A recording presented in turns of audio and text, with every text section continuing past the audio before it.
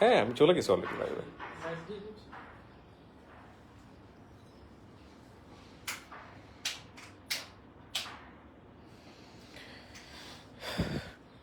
আসসালামু আলাইকুম প্রিয় দর্শক এবং শ্রোতা, হুট করে একটা লাইভে চলে আসছি এবং লাইভে আসার কোনোই পরিকল্পনা ছিল না, তবে খুবই সারপ্রাইজ আছে আপনাদের সবার জন্য। আমি এখনই দেখাচ্ছি না সারপ্রাইজটা কার বা কি, তার আগে আমি একটু লোক সমাগম করতে চাই, দেখি আমার লাইভে কতজন যুক্ত হয়। জি, আমি লাইভে একজনকে নিয়ে এসেছি, আপনারা কমেন্টস করেন, আমি কমেন্টস পড়বো এবং কে আছে আমার লাইভে এটা দেখলে অনেকেই খুশি হয়ে যাবেন। অনেকেই অনেকবার তার জন্য আমাকে ফেসবুকে নক দিয়েছেন যে কেমন আছেন, জানতে চান। আমাদের খুবই গুরুত্বপূর্ণ, খুবই ভালোবাসার একজন মানুষকে নিয়ে আমি ফেসবুক লাইভে এসেছি এবং ইন্টারেস্টিং বিষয় হচ্ছে যে তার সঙ্গে আমার মাঝে মাঝে কথা হয়। সবাই একটু গেস করেন তো দেখি কে আসতে পারে আমাদের ফেসবুক লাইভে এই মুহূর্তে হুট করে। আসলে ওনার সঙ্গে আমার দেখার কথা ছিল আজকে সন্ধ্যার পরে।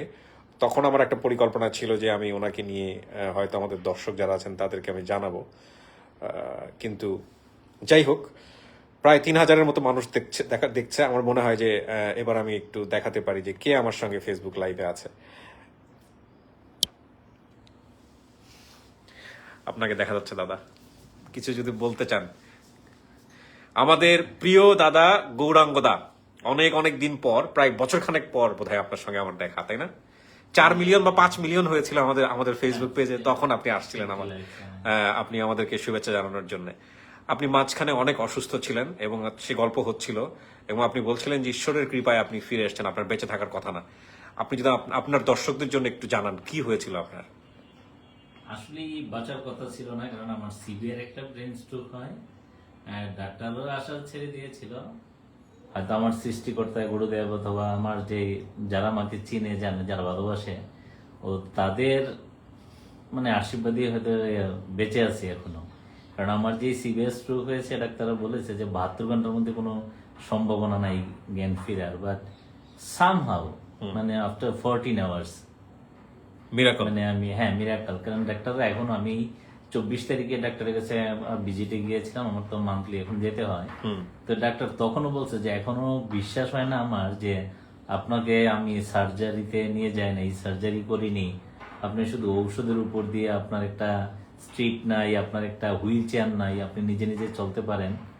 মানে উনি মনে করে আর কি যে এটা একটা মিরাকল। এবং আমি নাম বলাটা উচিত কিনা, আমি স্কোয়ারে ভর্তি ছিলাম। আমার ডক্টর যে ছিল রেজা সত্তার, আমি ওনার কাছে অনেক ঋণী যে উনি খুব সাহসী পদক্ষেপ নিয়ে তাৎক্ষণিকভাবে আমাকে নাকি একটা ইঞ্জেকশন পুশ করেছিল যে যা হয় হবে। এবং আমার যে কার্ডিওলজিস্ট ছিল মাহবুব মনসুর, উনি এখনো, আমি যে 24 তারিখ গেলাম, বললো যে আপনার শরীরের সাথে আপনার রোগের সিমটম মিলে না, আপনার শরীরে মনে হয় যে অসুস্থ, কিন্তু আপনি যখন হাঁটেন তখন মনে হয় না যে এই ভদ্রলোক এত না, কিন্তু আপনার হাঁটা দেখে কিন্তু আমার ইদানিং মনে হচ্ছে যে আপনি অসুস্থ। না, অসুস্থ ওই যে আমার এত তাড়াতাড়ি, যেমন সবাই তো থেরাপি নেওয়ার সময় হঠাৎ থেরাপি বন্ধ করে দেয়, still I am continue this one. তো এইটা একটা কারণ যে আমি এখন হাঁটতে পারছি, বাট ওনারা আমার প্রথম বলছিল যে 1 বছর লাগবে। তো আমার জুলাইয়ের 6 তারিখ রাত্রে স্ট্রোক হয়, অলমোস্ট 7-8 মাস তো হয়ে গেল। তো আমার বলছিল যে 1 বছর পরে আপনি ফুল সুস্থ হবেন। তা আমি যতটুকু এখন সুস্থ, আমি মানে হ্যাপি যে অন্তত বেঁচে আছি, আমার স্বাভাবিক কাজকর্মগুলি আমি এখন করতে পারি। জি, আমি এখানে একটু বলে রাখি দর্শক, আপনারা হয়তো নতুন যারা আছেন এই পেজে, তারা হয়তো গৌরাঙ্গ দাস সম্পর্কে নাও জানতে পারেন। গৌরাঙ্গ দা হচ্ছেন বাংলাদেশে এরকমই একটা কেস আছে আমার জানা মতে, এর বাইরে আমার জ্ঞানের লিমিটেশন আছে, আমি জানি না এর বাইরে আর কোনো কেস আছে কিনা এরকম।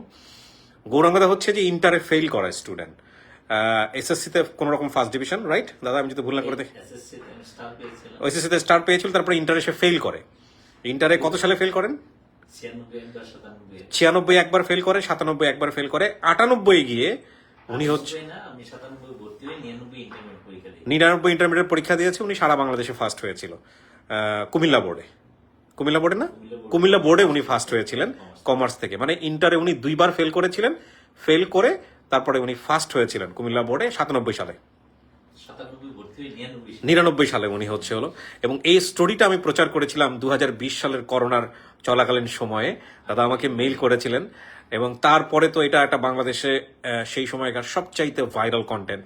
আনফরচুনেটলি এটা এখন আর আমার কাছে নাই এই ভিডিওটা। দাদা আমাকে অনেকবার নক দিয়েছিলেন ভিডিওটা কোথায়। আসলে তখনকার কিছু জটিলতা ছিল কপিরাইট গত, নইলে হয়তো আমার এটা থাকতো। আরেকটা আমি বলতে পারি মানবিক শওকত, মানবিক শওকতে টাকে গেল, তারপরে আপনারটা গিয়েছিল পুলিশের শওকত, শওকত ভাইকে আপনারা অনেকেই চেনেন। তো মজার বিষয় হচ্ছে দাদার সঙ্গে এরপরে আমার যোগাযোগ আছে। দাদা মাঝখানে ভয়ানক অসুস্থ হয়েছিলেন, এবং দাদার সঙ্গে আপনাদের দর্শক হিসেবে অনেকেরই যোগাযোগ আছে। দাদা আজকে একটা চমৎকার অফার আপনাদের জন্য নিয়ে এসছে, যেটা আমি ভিডিও শেষে গিয়ে আপনাদের সবাইকে বলবো। আমি দাদাকে না করেছি কাজটা করার জন্য, তার এই শারীরিক অসুস্থতা সমস্ত কিছু মিলিয়ে সে আসলে সময় দিতে পারে না। তারপরেও তার সে বছর ধরে সে আমাকে ওই যে এক ধরনের বলে না যে পোক করেই যাচ্ছে, গুতিয়েই যাচ্ছে যে দাদা আপনি একটা কিছু বলেন, আপনি একটা কিছু বলেন, কিছু করেন। আমি তাকে নিরুৎসাহিত করি যে না, আপনার এই শারীরিক অসুস্থতা নিয়ে এইরকম একটা বিষয় নিয়ে আপনার এই কাজগুলো করা ঠিক হবে না। উনি বিভিন্ন স্কুল কলেজের আমন্ত্রণে ওনার ছেলে মেয়েদেরকে আমরা যেটা বলি মোটিভেশন দেওয়ার জন্য ওনার জীবন থেকে বিভিন্ন গল্পগুলো স্কুল কলেজে গিয়ে গিয়ে উনি ট্রেন করেন, উনি লেকচার দেন, এবং সেটা করেন সম্পূর্ণ বিনা পয়সায়। তো রিসেন্টলি উনি দুইটা কাজ করেছেন, একটা হচ্ছে এটা, আরেকটা হচ্ছে আপনার খুব ইন্টারেস্টিং, এই যে আমি যেটা বললাম ইউটিউবে উনি কন্টেন্ট দেওয়া শুরু করেছে। তো ইউটিউবের কন্টেন্টটা অনেক জটিল একটা ব্যাপার, ওনার আগ্রহ থেকে হয়তো উনি এগিয়ে যাবেন, কিন্তু এই যে স্কুল কলেজে যাওয়া, বিভিন্ন স্কুল কলেজ থেকে উনি ইনভাইট পাচ্ছেন, ইতিমধ্যে প্রায় 10-12টা স্কুলে উনি গিয়েছেন, কলেজেও গিয়েছেন আমি না করার পরেও। তো মহিউদ্দিন আমাকে একটা পানি দেওয়ার ব্যবস্থা করো। তো যেটা হয়েছে যে উনি চাচ্ছেন যে আমি ওনার এই বিষয়টা আপনাদেরকে জানাই, তবে আমি এখনো বলছি আমি ওনাকে উৎসাহ দিই না। কারণটা হচ্ছে যে উনি সহজ সরল মানুষ, এক, আর 2 নাম্বার হচ্ছে যে ওনার শরীরের অবস্থা ভালো না। তবে আপনাদের জায়গা থেকে আপনারা যদি মনে করেন যে এই গৌরাঙ্গদা, যাকে নিয়ে সেই সময় প্রথম আলোতে রিপোর্ট হয়েছিল, এরপরে উনি বর্তমানে তো আপনারা জানেন বোধহয় ড্যাফোডিল আছেন না দাদা? আমি এখন ইউনিভার্সিটিতে আছি। ইউনাইটেডে আছেন, ইউআইএ। ড্যাফোডিলে ছিলেন আপনি, এখন হচ্ছে ইউআইএ। আপনি কোন ডিপার্টমেন্টে আছেন? বিজনেসের। আপনি তো বোধহয় ডিন ছিলেন না চেয়ারম্যান? আমি ডিআইইউতে ছিলাম, বিজনেসের হেড ছিলাম, চেয়ারম্যান ছিলাম। এখন নর্মাল ফ্যাকাল্টি হিসেবে আছি, associate professor, United international university. United international ইউনিভার্সিটিতে আপনি প্রথমে ছিলেন? না, আমি ছিলাম প্রথমে ড্যাফোডিল ইন্টারন্যাশনাল। তারপর ইউআই এর আপনি কোথায় ছিলেন? আমি মানে 2021 এর মার্চের 1 তারিখে গিয়েছি ইউআই। আচ্ছা, ওখানে আপনি কি হিসেবে ছিলেন? আমি নরমাল ফ্যাকাল্টি হিসেবে গেছি, কারণ দ্যাট টাইম ড্যাফোডিলে আপনি কি হিসেবে ছিলেন? আমি হেড বা চেয়ারম্যান ছিলেন, বিবিএ চেয়ারম্যান ছিলেন। তো it was really pressure for me because I have to attend 6 days in a week, and as a head I have to take the MBA class at Friday. So altogether I have to make sure I'm in the office 7 days in a week. আচ্ছা, আপনি আমাকে বলেন, এখন আপনি এই ভিডিওটা আমি live করছি, দেশের বিভিন্ন প্রান্ত থেকে আপনি অফার পাবেন তাদের স্কুলে যাওয়ার জন্য, কলেজে যাওয়ার জন্য, ছেলে মেয়েদের উদ্দেশ্যে কিছু বলার জন্য, তাদেরকে উৎসাহ দেওয়ার জন্য। আপনি আসলে এটা ভালোবেসেই করেন আমি জানি। আপনি আসলে প্ল্যান কি, আপনি কিভাবে করতে চান? আমার প্ল্যান মানে তখন আমার যে গল্পটা বলার উদ্দেশ্য ছিল যে আমার গল্পটা শুনে যদি অন্তত 10 জন মানুষ, 20 জন মানুষ, যারাই যদি উপকৃত হয় যে একটা মানুষ এত খাদের কিনারা থেকে শেষ পর্যন্ত উঠে আসতে পারে। তো এরপরে তো রেসপন্স এটা সারা বাংলাদেশের মানুষ দেখেছে, আমি নিজে দেখেছি। আমার 1 মাস সময় লাগছে যে আমার মেইলগুলি অ্যান্সার দিতে, মেসেঞ্জার বা হোয়াটসঅ্যাপ। আবার আপনারা আমি জানাইছিলাম, এবং কিছুদিন আমি আমার সবকিছু বন্ধ রেখেছিলাম, কারণ এত প্রেশার ছিল, আমি এগুলি উত্তর দিতে পারতাম না। এগুলি বন্ধ ছিল, আমার ফেসবুক বন্ধ ছিল 1 মাস। আপনারা আমি বলছিলাম যে আমি বন্ধ করে রাখি। তো এখন চাচ্ছি যে ঠিক আছে, এখন যেই যুগ ডিজিটালাইজ, যে আমার এই কথাগুলি হয়তো থেকে যাবে বছরের পর বছর ধরে। এগুলি আগে হয়তো এমন ছিল না, 10-20 বছর আগে মানুষ কথা বলতো, ওকে কেউ যদি ইচ্ছা করে ভিডিও আর্কাইভে রাখতে হইতো। এখন তো মানে যে কোনো জিনিস হয়তো যে কোনো ভাবে রাখা যায় ডিজিটালাইজ হিসেবে। তো আমি চাচ্ছি যে এই কথাগুলি বছরের পরে বছর যদি মানুষ জানে যে একটা মানুষ এত খারাপ থেকে শেষ পর্যন্ত ভালো হতে পারে। আর আমি স্কুল কলেজে যাচ্ছি, স্কুল বলতে অন্তত 10-এ যারা মেট্রিক পরীক্ষা দিবে, পরীক্ষার আগে অন্তত তাদেরকে পুশ আপ করতে চাই যে you can do whatever you like, just you have to fix up your goal. Okay, এখন দাদা আপনার সঙ্গে যদি কেউ যোগাযোগ করতে চায়, কোনো স্কুল কর্তৃপক্ষ, কোনো কলেজ কর্তৃপক্ষ, আপনার কোনো মেইল অ্যাড্রেস আছে যেখানে তারা সরাসরি মেইল করতে পারে আপনাকে? জি, আমার মেইল অ্যাড্রেস আছে, ওই মেইলে যোগাযোগ করতে আপনি মেইল অ্যাড্রেসটা বলেন আমাদেরকে লাইভে, আর আমরা টাইটেলে দিয়ে দিব দরকার হলে আপনার মেইল অ্যাড্রেসটা। GOUR গৌর, GOUR, এরপর একটা কে আছে, গৌর কে 2010@gmail.com। আচ্ছা, এটা আমরা টাইটেলে দিয়ে দিব। কোন স্কুল বা কলেজ কর্তৃপক্ষ আপনার সাথে যোগাযোগ করলে আপনি তাদের সাথে যোগাযোগ করে নেবেন, আপনার সাথে টাইম মিলিয়ে নেবেন, এবং এটা সম্পূর্ণ ফ্রি। আপনি বলে রাখছেন, আপনারও আমি বলছি যে আমি এটা ভলান্টিয়ার হিসেবে কাজ করতে চাই, উইদাউট এনি ফাইন্যান্সিয়াল রেমুনারেশন। মানে একবারই যে আমার দ্বারা যদি অন্তত একটা স্কুল বা কলেজের একজন ছাত্র মোটিভেটেড হয় যে না আমি একটা ভালো কিছু করে দেখাই, এটাই আমার সান্ত্বনা। এই মাশাআল্লাহ, মাশাআল্লাহ। আমি আর একটা কাজ করছিলাম যে আমি যখন ইউনিভার্সিটিতে পড়ি, আমার ওই গল্পে আমি বলেছিলাম যে আমি তখন থেকে, সে 2000 সাল থেকে, আমি যেহেতু বিজনেসের স্টুডেন্ট, বিজনেসে এখন অনার্সে হোক, ন্যাশনাল ইউনিভার্সিটিতে হোক বা প্রাইভেট পাবলিক ইউনিভার্সিটিতে, বিজনেস ম্যাথমেটিক্স একটা কোর্স আছে। আমি ওই গল্পে বলেছিলাম যে আমি বিজনেস ম্যাথ পড়াইতাম। এরপরে আমার গত 12 বছরের অভিজ্ঞতা ইউনিভার্সিটির, ওই বিজনেসের স্টুডেন্টদের ওই ম্যাথের প্রতি একটা দুর্বলতা এখনো আছে। তো যার জন্য আমি গত সপ্তাহ থেকে শুরু করেছি যে বিজনেসের যে 4টা বই স্পেশালি পড়ানো হয় বাংলাদেশে, এই 4টা বইয়ের 40টা বা 50টা যে চ্যাপ্টার, এইগুলির উপরে আমি কন্টেন্ট তৈরি করে এগুলো আমি ইউটিউবে দিব। অলরেডি আমি একটা দিয়েছি, আর আজকে রাত্রে আবার একটা দিব ডেফিনেটলি। এবং ওনাকে যিনি সাহায্য করতেছে, আমি জানি না, ওনারই এক স্টুডেন্ট, বাংলাদেশের সবাই তাকে চেনেন আইটিতে, ইয়েতে, নাম বলবো ওর, আমি বলে দিব, সোহাগ 360 ডিগ্রি, আপনারা অনেকেই চিনবেন। সোহাগ কিন্তু বাংলাদেশ, আমার খুব প্রিয় আপনার প্রিয়, খুব, ও ড্যাফোডিলে পড়তে হতেন না? তো ওনার সাথে কোলাবোরেশন করে কাজ করছে, ডেফিনেটলি কাজটা খুব ভালো হবে।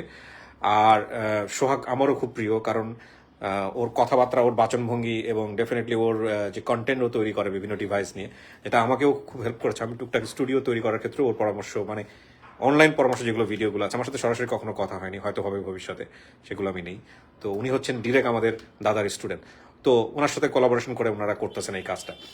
আমি একটা জিনিস আপনাদেরকে লাইভে বলি, দেখেন, এটা একটা বিশাল সুযোগ আপনাদের জন্য, বিশেষ করে রিমোট এরিয়ার অনেক স্কুল কলেজ আছেন, যেসব ছেলেমেয়েরা কখনো এই ধরনের গুণী মানুষদের কথা সরাসরি শোনার সৌভাগ্য তাদের হয় না, বা অনেকে জান না। সেখানে দাদা শুধুমাত্র মনে করেছেন যে ভালোবাসার জায়গাটা থেকে এইসব ছেলে মেয়েদের জন্য তার কিছু করা উচিত। উনি যেটা বললেন যে আমি তাদেরকে একটা মোটিভেশনাল পুশ দিতে চাই, সেটা এসএসসি হোক, এইচএসসি হোক, পরীক্ষার আগে। এবং যেসব স্কুলের কর্তৃপক্ষ দাদার এই হেল্পটা আপনারা নিতে চান, উনি সম্পূর্ণ ভলেন্টারিভাবে করবে। একদিনের জন্য যদি আপনারা অ্যারেঞ্জ করতে চান একটা ক্লাসের জন্য, 1 ঘন্টা বা 2 ঘন্টার জন্য, ওনাকে মেইল করবেন, যে মেইল অ্যাড্রেসটি উনি লাইভে বলে দিয়েছেন, এবং একই সাথে আমি টাইটেলও এটা দিয়ে দিব। তো মেইল করে আপনারা ওনার সঙ্গে যোগাযোগ করে নেবেন। দাদা আমাকে অনেক দিন ধরে বলতেছিল যে এই বিষয় নিয়ে উনি কথা বলতে চান, আমার এখানে আসতে চান। এরপরে দাদা অসুস্থ হয়ে গেলেন, মারাত্মক অসুস্থ ছিল, এবং তারপরে যে উনি ফিরে এসছেন, উনি ঠিক মতো হাঁটতে পারেন না। আমি তারা ওনাকে লাইভে হাঁটিয়ে দেখাবো না, উনি আমার পাশের রুমে ছিলেন, ওখান থেকে এসে উনি আমার সামনে বসছেন। ওনার হাঁটার স্টাইল দেখে আমি বলতেছিলাম যে দাদা, দিস ইজ নট টাইম, এটা আপনার এইভাবে দৌড়াদৌড়ি করা ঠিক হবে না। সো যারা ওনাকে ইনভাইট করবেন, ওই ভালোবাসাটুকু দিয়ে নিয়ে যাবেন, আবার ওইভাবে ওই ভালোবাসাটুকু দিয়ে কেয়ারটা নিয়েন আর কি। কারণ উনি কিন্তু খুবই মোটিভেশন নিয়ে এসছে, বাট আমি তাকে ইন্সপায়ার করি না। কারণটা হচ্ছে, ওনার কথা হচ্ছে বাঁচবো আর কয়দিন, মৃত্যুকে দেখে এসছি খুব কাছাকাছি। হ্যাঁ, উনি লাস্ট টাইম খুবই অসুস্থ ছিলেন। আপনারা ওনার জন্য মন ভরে দোয়া করবেন যেন আল্লাহ ওনাকে অনেকদিন বাঁচিয়ে রাখে, এবং ওনার দ্বারা যাতে আমাদের মতো যারা মানুষ আছেন, সাধারণ মানুষ, তাদের অনেক উপকার হয়। তো শেষ করি দাদা। হ্যাঁ, আমি বোধহয় আমার দায়িত্বটা পালন করতে পেরেছি। হ্যাঁ, আপনি অনেক ভালো থাকেন। আপনার সাথে তখনও অনেকবার কথা হয়েছে যে আপনার একটা ইচ্ছে ছিল যে রিমোট এরিয়া আমি পারিনি দাদা, সময়ের অভাবে পারিনি। আপনি অনেক ব্যস্ত হয়ে গেছেন, আমি অসুস্থ হয়ে গেছি। বাট অসুস্থ হওয়ার পরে আরো মনে হইলো যে আমি যদি মরেই যাই, অন্তত কিছু একটা করে যাই, যে অন্তত মানুষ, ওই এজিবি আবুল কালাম আজাদের একটা কথা ছিল আর কি, যে মানুষ মরে যায় কিন্তু ইচ্ছা করলে এই 1000 বছর বেঁচে থাকতে পারে তার কর্মের মাধ্যমে। তা আমি এমন কিছু করে যাই কেউ যেন অন্তত ব্লেম করতে না পারে যে he has done lot of things only because of the money. আমি টাকা ছাড়া, আবারও বলছি, ভলান্টিয়ারি কাজটা করতে চাই। আমি আপনার সাথে এসে শেয়ার করেছিলাম যে আমি প্রথম কয়েকটা স্কুল কলেজে গিয়েছি, তারা আমাকে পয়সা দিয়েছে, আমি খুব বিব্রত হয়েছি। I never want to take any financial remuneration, মানে আমি এমনিতেই করতে চাই। কারণ অনেক ছাত্র আছে আমাদের দেশে অনেক ছাত্র অনেক জায়গায়, আমি ইউনিভার্সিটিতে পড়িয়েছি গত 12 বছর, আমি আগে টিউশন করতাম, যে আমার চেয়ে হাজার গুণ ব্রিলিয়েন্ট ছাত্র আছে, বাট তাদেরকে একটু পুশ দেওয়ার মানুষ নাই, যার জন্য তারা অনেক কিছুই করে উঠতে পারে না। রাইট। আমি যদি ওই কাজটা করতে পারি, অন্তত একজন যদি সামনে এসে বলতে পারে, একজন যদি সামনে এসে বলে স্যার আপনার ওই কথা আমি আজকে এই জায়গায় আসছি। যেমন আমি এখন যে একটা ইউনিভার্সিটিতে পড়াই, আমার অনেকে এসে বলে স্যার আমি অন্য ইউনিভার্সিটিতে ভর্তি হইতাম, কিন্তু আপনি এখানে আছেন এই জন্য এখানে এসে ভর্তি হয়েছে, আমার বাবা মাকে বলে আমার বাবা মা এখানে ভর্তি করিয়েছে। অনেক গার্ডিয়ানরা আমার ফোন দেয় যে আপনি আমার ছেলে মেয়েকে দেখবেন, আপনি আছেন এই জন্য ভর্তি করিয়েছে। আমার খুব ভালো লাগে। তা আমি যদি এমন আরো কিছু কাজ করতে পারি, ছোট বাচ্চারা যারা আছে ভাই বোনেরা, যে আমি তাদেরকে যদি একটু মোটিভেট করতে পারি যে ইচ্ছা করলে মানুষ অনেক কিছু করতে পারে, মানুষের অসাধ্যের বাইরে কিছু নাই, কেউ Right. হয়তো একদিনে পারে, কেউ হয়তো 100 বছরে পারে, রাইট। কিন্তু সময়ের একটা দেশ একটা জাতি সিভিলাইজড হয়ে গেছে হয়তো 400 বছর আগে, 300 বছর আগে, আরো অনেক জাতি আছে এখনো ফুল সিভিলাইজড হয় নাই, কিন্তু কোনো একদিন হবে। আমি খুব আশাবাদী মানুষ, যারা আজকে পারছে না তারা ভবিষ্যতে হয়তো পারবে, বাট আমি আমার ইন থেকে দেখি যে কারোর জন্য কিছু করা যায় কিনা, এই তো। অনেক শুভকামনা দাদা, অনেক শুভকামনা।